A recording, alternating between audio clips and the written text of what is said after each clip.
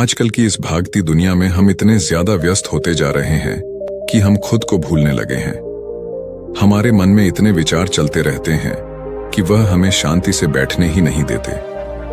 जब कभी थोड़ा सा समय मिलता है हमें शांति से बैठने का, तो हमारे दिमाग में फिर से तमाम विचार आने लगते हैं और फिर हम यह भूल जाते हैं कि हम शांतिपूर्वक बैठे हैं कि नहीं। अर्थात हमारा दिमाग विचारों से इतना ज्यादा भर जाता है कि वह हमें शांति से एक जगह पर बैठने ही नहीं देता। तो आज के इस वीडियो में हम अपने मन के विचारों को साफ करके अपने दिमाग को किस तरीके से शांत रखा जाए, इसी के बारे में बात करने वाले हैं। दोस्तों, एक बार एक गुरु और एक शिष्य एक सुनसान जंगल से गुजर रहे थे। तभी शिष्य अपने गुरु से एक सवाल करता है कि गुरुजी, ऐसा क्यों होता है कि कुछ लोगों के पास कुछ भी नहीं होता लेकिन फिर भी वह सुखी रहते और आनंद में रहते हैं, और कुछ लोगों के पास सब कुछ होते हुए भी उदासी उनके चेहरे पर साफ दिखाई देती है। गुरु ने एक मुरझाए हुए फूल की तरफ इशारा करते हुए अपने शिष्य से कहा कि यह सोचने और समझने की बात है। अगर ये फूल ये सोचेगा कि मैं कल मुरझा गया था, या फिर यह सोचेगा कि मैं भविष्य में फिर से मुरझा जाऊंगा, तो ये कभी भी खुलकर पूरी तरीके से खेल नहीं पाएगा। अपने सुंदर स्वरूप में यह कभी भी वापस नहीं आ पाएगा और अपनी इस प्रकृति में कभी भी बिखेर नहीं पाएगा। इसी प्रकार इंसान अपने अतीत की यादों में खोया रहता है या फिर अपने भविष्य की करता रहता है। भविष्य के दुखों के बारे में सोचता रहता है, या भूत में जो उसके साथ बुरी घटनाएं घटित हुई हैं, वह उन्हीं के बारे में सोच सोच करके वह अपने भविष्य के लिए चिंतित होता रहता है। तो ऐसा मनुष्य जीवन में कभी भी सुख अनुभव नहीं कर सकता। यह समझने की बात होती है कि जीवन हमेशा वर्तमान में होता है। अतीत और भविष्य की कल्पनाएं हमेशा मनुष्य को मृत्यु की तरफ ले जाती हैं। इसलिए यह जरूरी हो जाता है कि जिस प्रकार हम अपने शरीर की देखभाल करते हैं, उसे बीमारियों से दूर रखने के लिए उसके अंदर ऐसी गंदगी भी साफ करते रहते हैं। ठीक उसी प्रकार समय समय पर हमें अपने मन और मस्तिष्क की भी गंदगी को साफ करते रहना चाहिए, उसकी धुलाई करते रहना चाहिए। इससे आपकी बुद्धि की क्षमता तो तेज होगी ही होगी, साथ ही साथ आप हमेशा आनंद में रहने का रहस्य भी जान पाएंगे।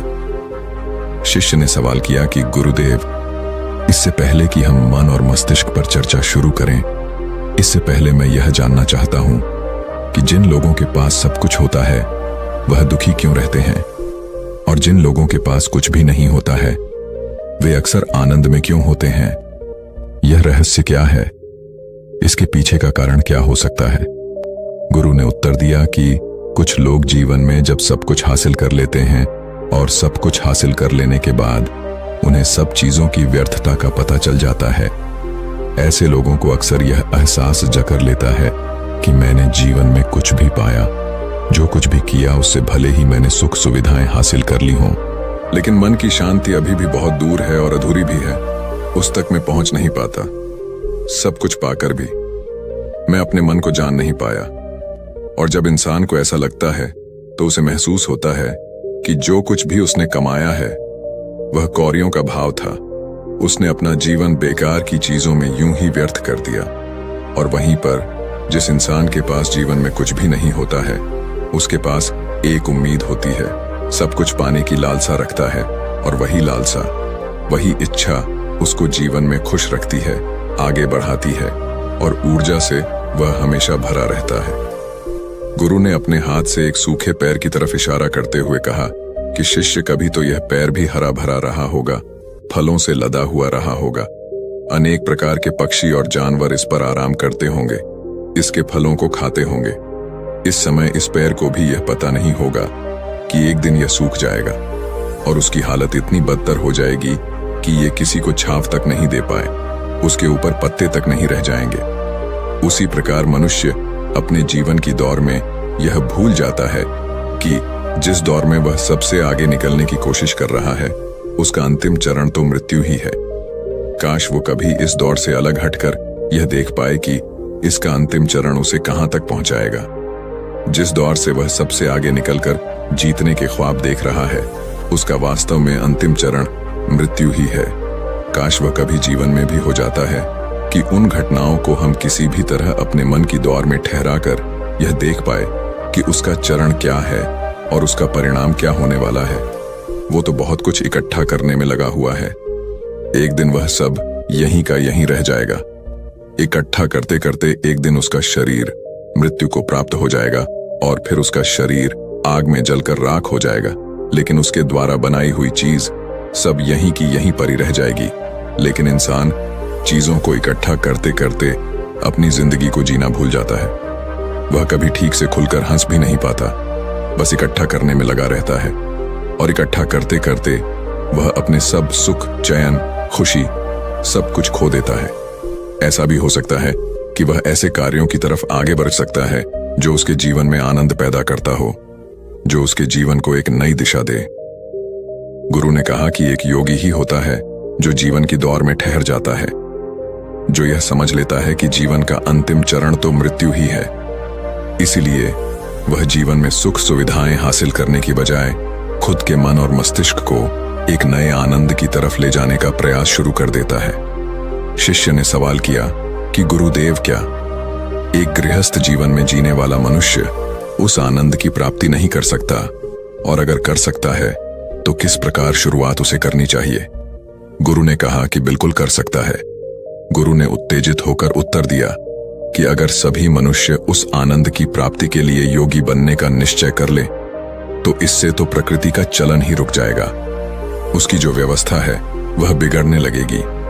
एक सच्चा योगी अपने जीवन में खोज करता है और खोज करने के बाद वह गृहस्थ जीवन में किस प्रकार आनंद को प्राप्त किया जा सकता है वह तरीके सभी को बताता है, ताकि मनुष्य अपने गृहस्थ जीवन का पालन करते हुए उस आनंद की प्राप्ति भी कर सके।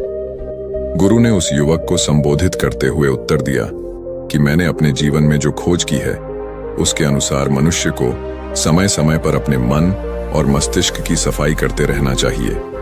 मनुष्य अपने शरीर पर तो ध्यान दे देता है, लेकिन अपने मन और मस्तिष्क को वह भूल जाता है, उस पर कभी ध्यान ही नहीं देता और उसी वजह से मन और मस्तिष्क उसके बूढ़े होते चले जाते हैं। उसमें जवानी रह ही नहीं जाती, और जब उनमें जवानी नहीं रह जाती तो वो नयापन और ताजगी नहीं रह जाती, जिसकी वजह से एक इंसान उदासी से भर जाता है। मन और मस्तिष्क की गंदगी क्या होती है, पहले मैं तुम्हें यह बताता हूं। हर मनुष्य के जीवन में कुछ ऐसी घटनाएं घटती हैं जिनका उसके मन और मस्तिष्क पर बहुत ही गहरा असर डालती है। वह जीवन पर्यंत उन घटनाओं को भुला भी नहीं पाता और वही घटनाएं उसके मन में पूरी तरह से पक्की बैठ जाती हैं, जो उसके मन में गांठ बना लेती है। और भविष्य में जब भी वह कोई काम करता है तो ये घटनाएं उसको प्रभावित करती है। उसके विचारों को, उसके निर्णय को पूरी तरह से यह घटनाएं बदल कर रख देती हैं। ऐसे मनुष्य की दृष्टि भी भ्रमित हो जाती है। वह सत्य स्वरूप को देख ही नहीं पाता। वह उन चीजों को, उन घटनाओं से जोड़कर भ्रमित तरीके से देखता रहता है।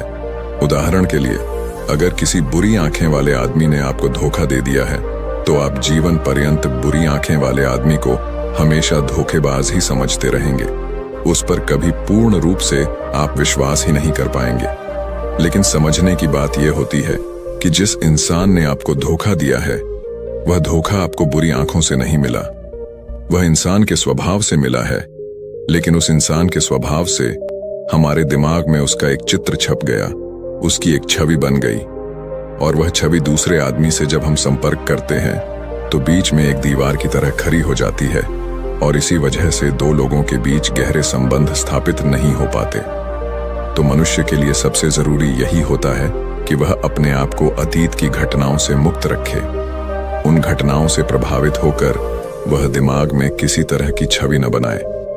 कुछ लोग इस बात पर यह सवाल खड़ा कर सकते हैं कि फिर जीवन के अनुभव किस काम में आएंगे। लेकिन समझने की बात तो यह होती है कि हम जीवन के अनुभवों को भी भ्रमित तरीके से जान लेते हैं, सही तरीके से उनसे सीख ही नहीं पाते। शिष्य अपने गुरु की बातों में इतना खो गया कि उसे चलते चलते जंगल के रास्ते में पड़े हुए कांटे दिखाई नहीं दिए और अचानक उसके पैर में कांटा छुप गया। गुरु ने उसका कांटा बाहर निकालते हुए उससे पूछा, यह कांटा तुम्हारे पैर में क्यों लगा? इसके पीछे तुम किसे जिम्मेदार मानते हो? गुरु ने कहा कि तुम मुझे भी जिम्मेदार मान सकते हो, क्योंकि मैं तुम्हें ये बातें सुना रहा था। या तुम खुद को भी जिम्मेदार मान सकते हो कि तुम मेरी बातों में इतना खो गए कि तुम्हारा रास्ते पर से ध्यान ही नहीं रहा। या तुम इन पैरों को भी जिम्मेदार मान सकते हो जिन्होंने ये कांटे इस रास्ते पर बिछा दिए। तभी शिष्य ने उत्तर दिया कि गुरुदेव, इसमें मैं खुद को ही जिम्मेदार मानता हूं, क्योंकि आप तो अपना काम कर रहे थे और इस पैर ने भी अपना काम किया, पर मैं अपना काम होशपूर्वक नहीं कर पाया। अगर मैं चलते समय ध्यान लगाए रहता, अगर मैं आपकी बातों में पूरी तरह से नहीं हो जाता, तो मुझे ये कांटा कभी नहीं लगता। इसमें पूरी तरह से ही मेरी गलती है। गुरु ने शाबाशी से अपने शिष्य के पीठ को थपथपाया और आगे कहा कि जो घटनाएं हमारे मन को प्रभावित करती हैं, जरूर उसे बाहर निकाल दें, और उसके लिए सबसे सरल तरीका है कि अपनी भावनाओं को व्यक्त करना सीखो। उसे अपने दिल में, अपने मस्तिष्क में बैठा कर मत रखो। जब तुम किसी दूसरे मनुष्य के सामने अपनी भावनाओं को व्यक्त कर देते हो, तो तुम्हारे मन का बोझ हल्का हो जाता है। कुछ लोगों का स्वभाव ऐसा होता है कि वह अपने मन की बात किसी को नहीं बताते। ऐसे लोग अक्सर अंदर ही अंदर दुखी होते रहते हैं, लेकिन वह अपने मन की बात किसी दूसरे आदमी को कभी नहीं बताते। उसके कुछ उल्टे ऐसे लोग भी होते हैं जो अपने मन में किसी भी बात को रख नहीं पाते। उनके साथ कुछ भी अच्छा या बुरा होता है, वह अपने मन की बात, अपने भावनाओं की बात दूसरों के सामने व्यक्त कर देते हैं। और तुमने खुद महसूस किया होगा कि जो लोग अपने मन की भावनाओं को व्यक्त कर देते हैं, वह जीवन में ज्यादा आनंदित रहते हैं। कभी भी प्राकृतिक रूप से आए हुए भावनाओं को नहीं रोकना चाहिए, या हमें किसी भी भावनाओं को दबाना नहीं चाहिए। अगर हम किसी भी भावनाओं को रोकने की कोशिश करते हैं, तो वे हमें अंदर ही अंदर खाने लग जाती हैं। गुरु ने आगे कहा कि शिष्य, अगर तुम्हारा मन किसी बुरी घटना पर रोने को हो रहा है, तो चीख चीख कर रो लो। अपने आप को रोको मत, उस भावना को पूरी तरह से बाहर आने दो। अगर किसी दूसरी घटना पर तुम्हारा मन खुश होने का, आनंदित होने का हो रहा है, तो पूरी तरह से नाचो गाओ, जिससे कि तुम उस भावना को बाहर निकाल सको। और जब वे भावनाएं अपनी पूरी गति के साथ बाहर आ जाती हैं, तो तुम्हारा मन उन घटनाओं को पीछे छोड़ देता है, अर्थात तुम्हारा मन धीरे धीरे हल्का होने लगता है। गुरु ने शिष्य को समझाते हुए बताया कि जिस प्रकार तेज रफ्तार से चलता हुआ पानी अपने वेग से आने वाली सभी बाधाओं को तोड़ देता है, और अगर हम अपनी भावनाओं को बहने दिए, तो वो उन सभी बाधाओं को तोड़ देगा, और उस बांध को तोड़ने के बाद उसका कचरा उसके मन से निकल जाएगा, और उसका चित्त मन भी साफ हो जाएगा। उसके अंदर की गंदगी भी दूर हो जाएगी। अक्सर मनुष्य अपने मन में किसी घटना को दबाकर इसलिए रखता है कि वो सोचता है कि अगर सामने वाले को इस घटना के बारे में पता चल जाएगा, तो वह क्या सोचेगा। इसी विचार से वह अंदर ही अंदर खुद दुखी होता रहता है और अपनी भावनाओं को दबाता रहता है, लेकिन सामने वाले को वह कुछ भी नहीं बताता। लेकिन अगर एक बार वह हिम्मत करके शुरुआत कर सकता है, अपने अंदर की बात अपने किसी करीबी मित्र को बता दे, तो उसका पूरा जीवन परिवर्तित हो सकता है। उसका जीवन सुखमय बन सकता है। एक बार अगर उसके दिमाग में यह आदत बन गई, तो जीवन भर अपनी भावनाओं को दूसरों के सामने व्यक्त करने से कभी नहीं हिचक जाएगा। हम अपने जीवन में इस आदत को 21 दिनों में पैदा कर सकते हैं। 21 दिनों तक अगर सही तरीके से हम अभ्यास करें, तो हमारा दिमाग पूरी तरह से भावनाओं से मुक्त हो सकता है। यह 21 दिनों का अभ्यास इस प्रकार है। 21 दिनों तक सबसे पहली बात जो आपको याद रखनी है कि अपने मन में किसी भी बात को दबाकर नहीं रखना है। अगर हम किसी मनुष्य के बारे में अच्छा सोचते हैं, तो हम उसे करें। अगर बुरा भी सोचते हैं, तो भी उसे व्यक्त करें। परिणाम भूल जाए कि परिणाम क्या होंगे। सिर्फ अपने दिमाग की धुलाई करने पर विश्वास रखें। इससे आपके दिमाग में एक अद्भुत साहस पैदा होगा। गुरु ने आगे कहा कि शिष्य, जब आप किसी मनुष्य के बारे में वह सब बता पाएंगे जो आप उसके बारे में सोचते हैं, तो आप खुद सोचिए कि आपका खुद के ऊपर कितना विश्वास बरत जाएगा। आपके मन के सारे दोष खत्म हो जाएंगे। हो सकता है कि इसमें आपको चुनौतियों का सामना भी करना पड़े, लेकिन जहां चुनौतियां नहीं होती हैं, वहीं कुछ अभ्यास भी नहीं होता है। अभ्यास हमेशा चुनौतियों से भरा होना चाहिए। इससे आप सत्य वचन बोलने का अभ्यास भी कर पाएंगे। अक्सर हम दूसरों को प्रभावित करने के लिए वह सब बोलते रहते हैं जो उन्हें अच्छा लगता हो, लेकिन वह नहीं बोलते जो हम उनके बारे में सचमुच सोचते हैं, और यही हमारी सबसे बड़ी भूल हो जाती है। जिससे हमारा पूरा अस्तित्व झूठा बनकर रह जाता है।